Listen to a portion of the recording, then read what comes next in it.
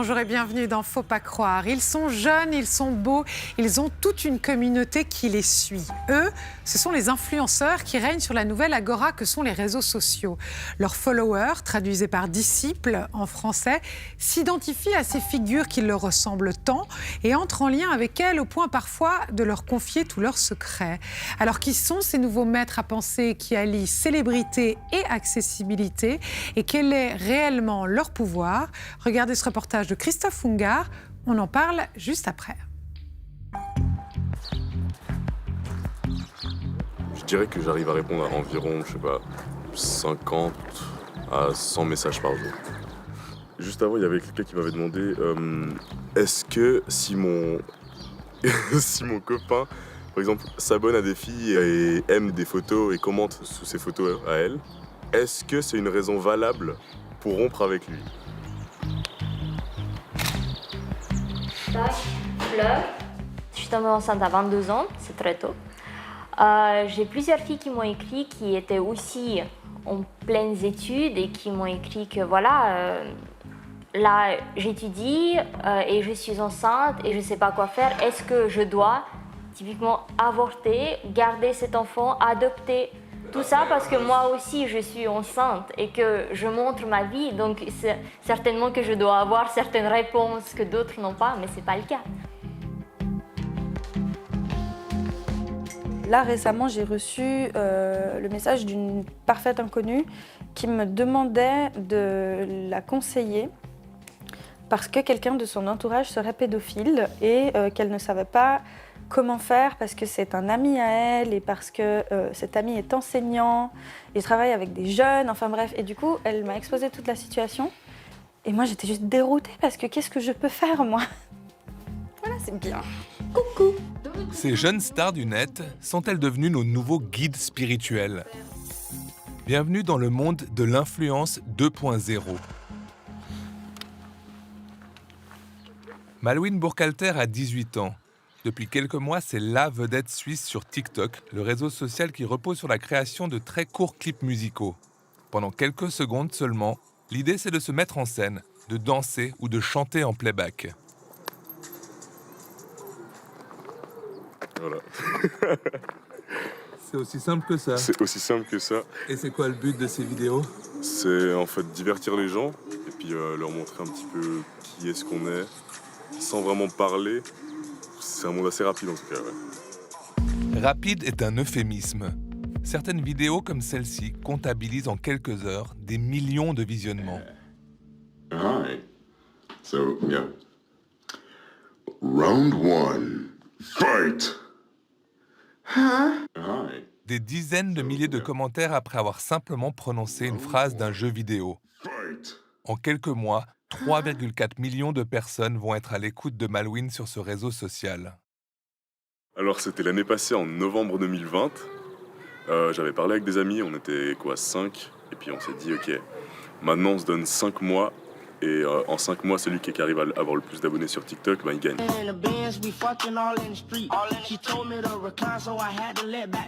Au début, tout ça c'était un jeu. C'était un jeu, ouais, c'était un défi. Et le succès a été extrêmement rapide. Il a été beaucoup plus rapide que prévu, et puis c'est vrai que ça a surpris un peu tout le monde, ça m'a surpris moi en particulier. Comment vous expliquez ce succès? Inexplicable. Certains diront que c'est son physique, sa voix, sa confiance en lui, les algorithmes des réseaux sociaux. Qu'importe. Malouine a rendez-vous aujourd'hui avec son agent pour discuter d'un contrat avec une marque de vêtements. Oui, son agent. Car à partir de simples clips de quelques secondes, des millions de personnes écoutent aujourd'hui Malouine et des marques le draguent. À 18 ans, il a par ailleurs quitté ses études pour devenir influenceur. En gros, tu seras l'ambassadeur des sneakers là-bas. Un influenceur, pour moi, c'est une personne comme tout le monde qui a réussi à se créer une communauté, une grosse communauté. Et grâce à cette communauté, il arrivera par exemple à vendre des produits parce que les gens pensent que son choix, c'est le bon. Ils suivront son idée à chaque fois. Pour moi, c'est ça un influenceur. C'est quelqu'un qui a de la notoriété et c'est quelqu'un qui influence tout simplement les gens. c'est puissant. Ça peut aller très loin. Ça peut aller très très loin. Elvira et Charles Legrand ont vite compris aussi que la puissance des réseaux sociaux repose sur la notion de communauté. Voici 3 ans que ce jeune couple vit de son influence sur Internet. Aujourd'hui, ils sont payés pour faire la promotion d'une marque de thé. Elvira et Charles ont respectivement 466 000 et 304 000 abonnés sur Instagram, le réseau social de partage de photos. La communauté, la manière d'interagir avec ses followers, il faut que notre audience puisse nous croire. Ça, c'est sûr. Il faut répondre aux questions, il faut interagir. Souvent, d'ailleurs, je demande à mes followers, qu'est-ce que vous aimeriez voir en plus sur mon compte? Certains me disent, ton bébé. Ça, par contre, je ne le fais pas sur demande, mais il faut savoir être à l'écoute de son audience.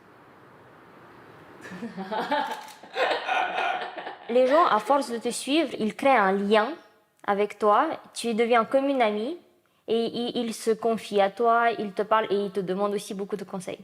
Cette proximité peut toutefois être délicate à gérer. Elvira reçoit parfois des centaines de messages par jour. 130 200. Ça continue de monter, hein? Ouais. Des commentaires, mais aussi des questions et des conseils qui dépassent ces zones de compétences que sont la mode et l'art de vivre. On lui a par exemple posé de nombreuses questions sur la grossesse et plus récemment sur la pandémie. Ils ont demandé, est-ce que tu crois qu'on devrait vraiment croire tout ce que les médias disent? Est-ce que tu crois qu'on devrait sortir de chez nous? Est-ce que tu crois que... Je sais pas, est-ce que tu crois qu'on devrait voyager? Et ça vous surprend que les gens puissent vous poser des questions sur la grossesse, sur la pandémie, à vous? Non. Ça me surprend pas dans le sens où moi-même je suis follower de quelqu'un et peut-être inconsciemment je suis ses conseils. J'irai pas poser la question, mais je vois son mode de vie, je vois la manière dont elle agit et je suis influencée par cette personne. Et vous pourriez avoir plus confiance en un influenceur que par exemple un média classique, traditionnel, ou qu'un site de l'OFSP, un site officiel? Je pense que oui, parce que cette personne, même si je ne l'ai jamais rencontrée, je la crois, parce que je la suis, parce que je sais tellement de choses d'elle. Et il n'est pas impossible d'abuser de ses liens très forts avec sa communauté pour lui demander de réaliser des actions illégales ou pour modifier ses opinions. Certains youtubeurs sont presque devenus des gourous, luttant contre les vaccins ou militant pour tel ou tel régime. Et franchement, j'entends tout et son contraire. Une dérive sectaire, selon certains. Il sous-entend qu'un régime cru à base de fruits, de légumes et de jus frais peut guérir le cancer ou l'autisme. Moi, je dis juste ça à titre d'information, de prévention. Faites gaffe. Si tu as des petits frères, des petites sœurs, si tu as des enfants, si même juste toi, tu es dans une situation de fragilité, fais gaffe parce que justement, le rapport comme ça, intime, proximité, influence sur Internet, ça peut vraiment biaiser la relation. Coucou! Fais gaffe sur YouTube, mais aussi sur Facebook, Instagram et TikTok. Étudiante en sociologie, Carolina González a découvert par elle-même cet immense pouvoir d'influence des réseaux sociaux. Il y a 6 ans, elle a créé une chaîne YouTube pour laquelle elle réalise des revues de livres, mais où elle parle aussi sans phare de problèmes intimes et de santé mentale, à 282 000 abonnés. En fait, depuis très longtemps, avant même que j'ai l'audience que j'ai aujourd'hui, j'ai très vite reçu, comme énormément d'autres de mes collègues d'ailleurs, des messages de détresse intense, parfois exposant des situations vraiment délicates qui nécessitaient l'intervention de véritables professionnels. Donc je pense par exemple à des travailleuses sociales, je pense à des médecins, à des psys, même parfois la police, quoi. Et du coup, j'ai dû très vite, en fait, me rendre compte du pouvoir, entre guillemets, que les gens m'octroyaient, alors qu'ils ne me connaissaient pas du tout, et que j'étais juste quelqu'un qui partageait sa vie personnelle depuis sa chambre. Les gens qui sont du même côté de la caméra que moi, on a tendance au début à beaucoup minimiser en fait le pouvoir entre guillemets et l'influence qu'on peut avoir sur les autres. C'est notamment en recevant des messages ou en croisant des gens dans la rue qui nous le disent que là tout d'un coup on réalise et on se dit waouh, ok c'est ça l'effet que je fais. On va parler des troubles du comportement alimentaire. Dans une précédente vidéo, je te racontais 10 ans d'histoire de relations toxiques avec mon père en 30 minutes dans une vidéo YouTube. En fait, je me sens vraiment beaucoup mieux. J'ai vraiment l'impression qu'il s'est passé quelque chose. D'ailleurs, merci infiniment pour les retours que j'ai reçus. Si ma priorité était de capitaliser et de faire beaucoup d'argent, je vous dis, ça fait longtemps que je pourrais être honnêtement millionnaire. Ça, je n'ai aucun doute là-dessus. J'aurais pu générer énormément de bénéfices très vite avec mes réseaux sociaux, au détriment de mes valeurs. Non pas que gagner de l'argent soit mal, mais de cette manière-là, ça ne me paraît pas être très éthique. J'aurais très sûrement profité de la confiance que de jeunes personnes m'apportent pour leur proposer des services, entre guillemets, du type être à l'écoute, répondre au téléphone, prendre un café avec ces personnes, qu'elles me racontent leurs problèmes, etc. Et de les faire payer plus cher, par exemple, qu'un psychologue ou un médecin.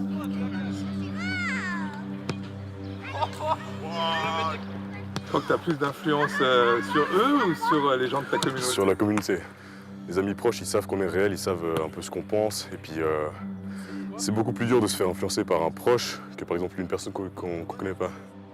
La recette en résumé, des grandes communautés, des liens forts et des jeunes stars s'exprimant souvent sans filtre, seuls et sans intermédiaire. Des liaisons dangereuses peuvent ainsi naître, même à distance. Ces vedettes d'Internet n'ont peut-être pas grand-chose à voir avec les pop stars des années 80, mais leur potentiel d'influence semble encore plus grand. Je pense que nous, les influenceurs, on est plus vrais, on est plus présents. On peut nous croiser dans la rue, on peut nous poser une question sur Instagram et on y répondra sûrement. L'accessibilité, c'est vraiment ça en fait. Je pense que c'est vraiment l'idée qu'on est proche, qu'on est à portée de main, entre guillemets, qui fait qu'on peut combiner la célébrité avec l'accessibilité, chose qui avant n'était pas vraiment possible.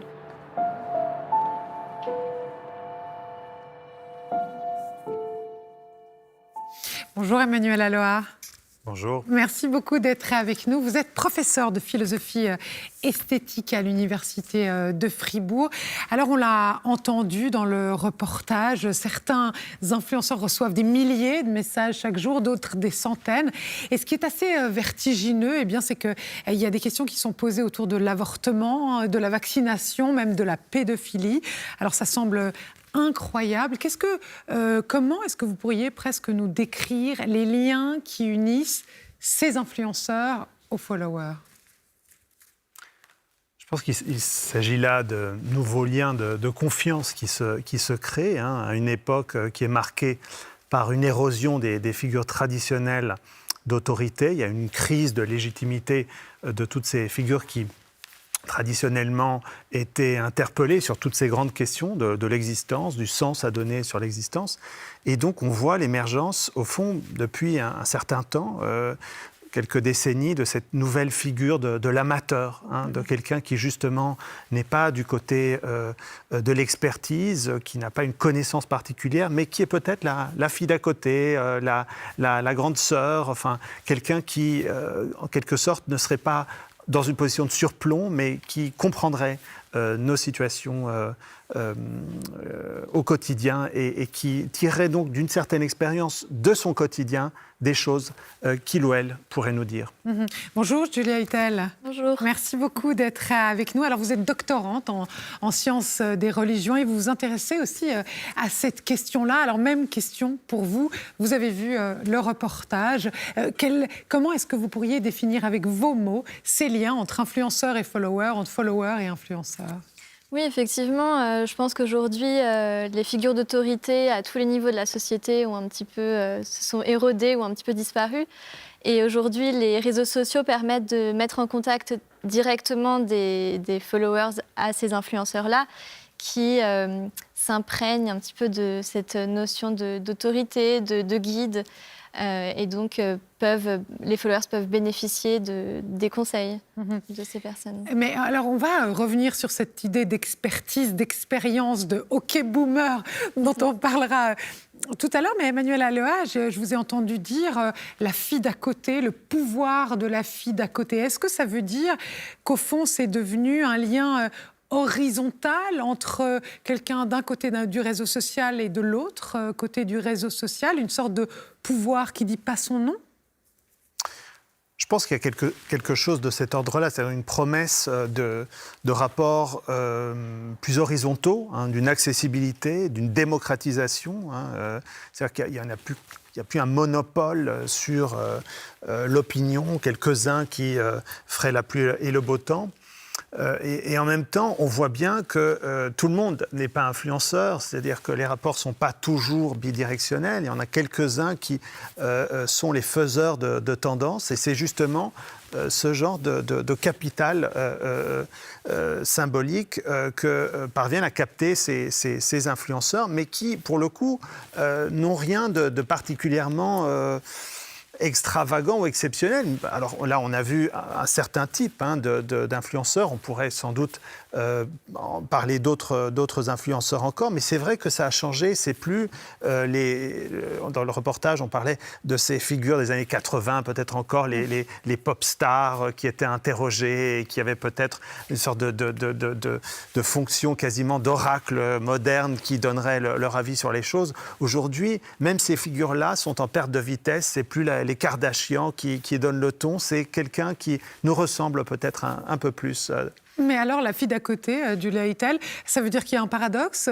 Dans une certaine mesure, on prône l'authenticité, comme vous le disiez, et dans une autre, on influence, on représente des produits, on vend un mode de vie. Il y a un paradoxe ? L'authenticité, c'est de montrer, de choisir sa propre vie par ses propres moyens. Donc, en cela, les influenceurs, ils représentent un petit peu l'idéal de réalisation de soi par cette vision de l'authenticité où ils vont distribuer des conseils sur comment bien vivre le quotidien, être la meilleure version de soi-même. Et c'est à la fois ce paradoxe, cette tension entre le banal et le parfait. On va mettre en récit, mettre en scène le quotidien. Donc, c'est à la fois la copine, mais aussi le modèle à suivre. Mais alors, maître à penser, modèle, copine, moi j'ai l'impression, derrière tous ces mots, d'ailleurs, followers en français, se traduit plus communément par disciples. C'est presque des mots religieux, des guides spirituels. Est-ce que là, il y a quelque chose à creuser ? Oui, au fond, c'est par là qu'on était parti. Comment qualifier ce rapport ? C'est un rapport fiduciaire, un rapport de croyance, un rapport de confiance. C'est-à-dire, on part du principe que ces influenceurs nous veulent du bien ou ont des choses à nous donner, à nous révéler, à nous apporter, peut-être des connaissances qu'ils auraient acquises, non pas en vertu de quelque chose qui leur serait transmis par héritage, mais par une réalisation, par eux-mêmes, ils y seraient arrivés. Et donc, on en vient effectivement peut-être à des nouvelles figures qui remplacent une espèce de vide de la croyance ou de ce rapport de crédit dans les experts, dans les savants ou dans les sachants. Et donc, on l'a vu dans le reportage. On pose même des questions sur des questions scientifiques, sur la vaccination. Est-ce qu'il faut faire ceci? Est-ce qu'il faut faire cela? À des personnes qui n'ont a priori d'autre crédibilité que d'être manifestement des experts dans la mode, dans les voyages, dans le mode de vie ou peut-être dans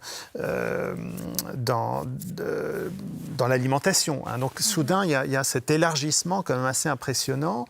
Et voilà, et encore une fois, dans un rapport qui est un rapport d'une authenticité célébrée, puisque c'est toujours ça qui est mis en avant. Ici, il n'y a aucune mise en scène, rien n'est construit. Nous nous démarquons des figures des stars traditionnelles, puisque à une époque qui célèbre comme nulle autre vertu la vertu de la transparence, il faut mettre en scène cette transparence. Julia Eitel, les mots vides employés par Emmanuel Aloha, les mots maître à penser, peut-être maître spirituel, c'est quelque chose que vous ressentez, que vous analysez aussi de cette façon-là? Les influenceurs sont nos nouveaux gourous? Ça dépend de quels influenceurs aussi on parle. Je pense que c'est pas unilatéral. Il y a plusieurs types de communautés, plusieurs types d'influenceurs.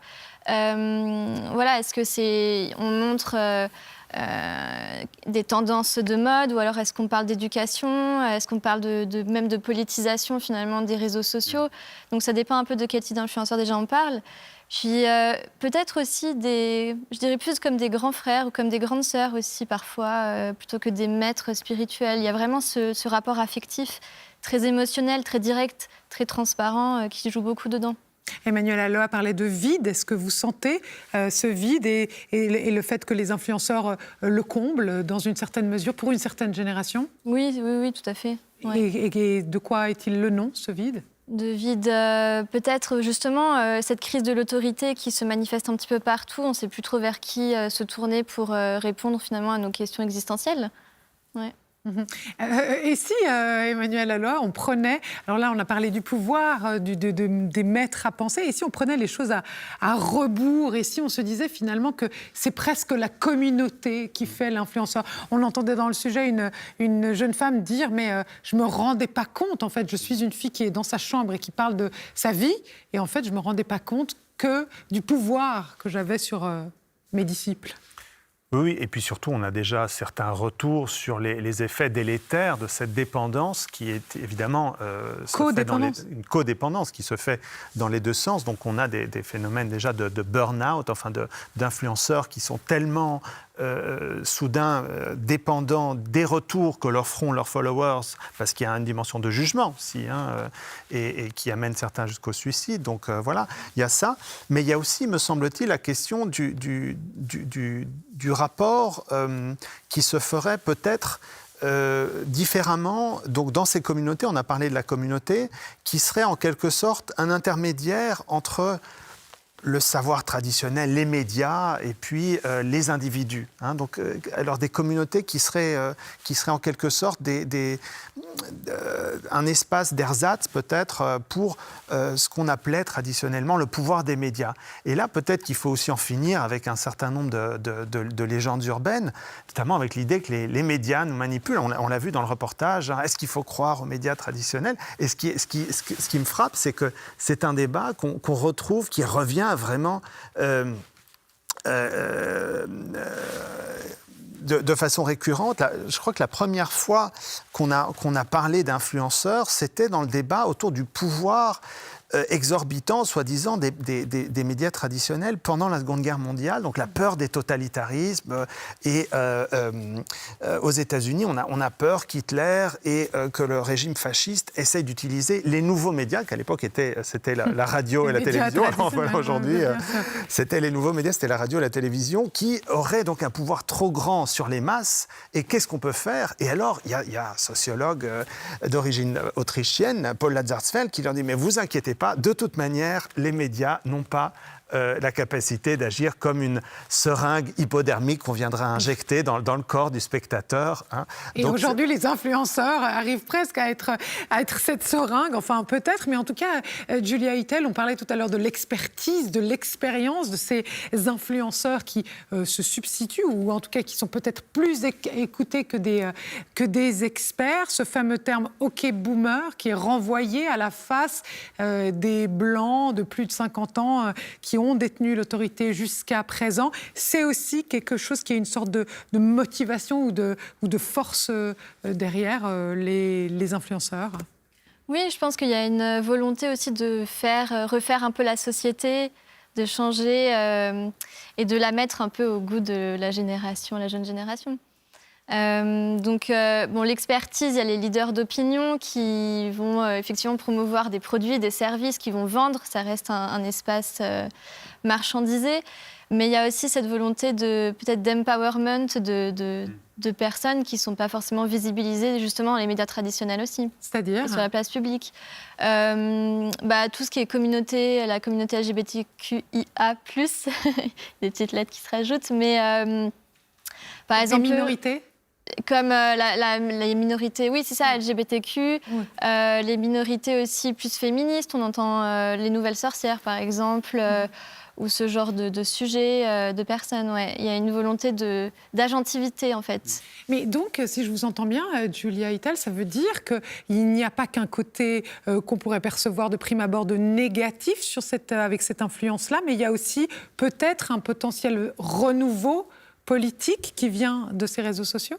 Oui, c'est ça, c'est qu'il n'y a pas une catégorie pour tous les influenceurs, c'est qu'il y a plein de sujets qui sont mis sur ces réseaux sociaux.